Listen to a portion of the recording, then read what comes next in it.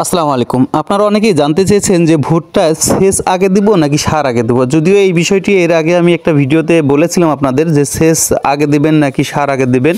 আসলে এইটা ডিপেন্ড করবে জমির উপর। আপনার জমি বলে দিবে যে আসলে সেচ আগে দিবেন নাকি সার আগে দিবেন। যেসব জমিতে রস কম, অর্থাৎ আমি যে জমিতে এসেছি আপনারা দেখতেই পাচ্ছেন এই জমিতে কিন্তু রস কম। এই জমিতে যদি আপনি আগে সার দেন তাহলে কিন্তু সার ধরবে না। এই কারণে আপনাকে অবশ্যই সেচ দিতে হবে।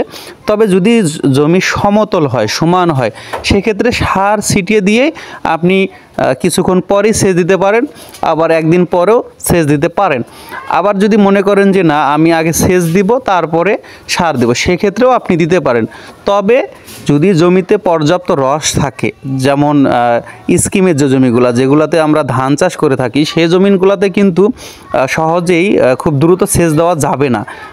যদিও নিয়মকানুনে 20-25 দিন 30 দিন নিয়মকানুন না মেনে আপনাকে ওইখানে চলতে হবে। সবসময় নিয়ম মাফিক চলা যাবে না, কারণ হচ্ছে জমি আপনাকে বলে দেবে নিয়ম মাফিক চলবেন নাকি অনিয়ম মাফিক চলবেন। কারণ হচ্ছে যদি পর্যাপ্ত রস থাকা অবস্থায় জমিতে আপনি সেচ দেন তাহলে কিন্তু ভুট্টা বসে যাবে, এবং আপনারা অনেকেই জানেন যে এখন শীতে ভুট্টা এমনি সাদা হয়ে যায়। আরও যদি আপনি ওইখানে দ্রুত পানি দেন সেক্ষেত্রেও কিন্তু আপনার কি হবে, ভুট্টাগুলো বসে যাওয়ার ভয় থাকবে।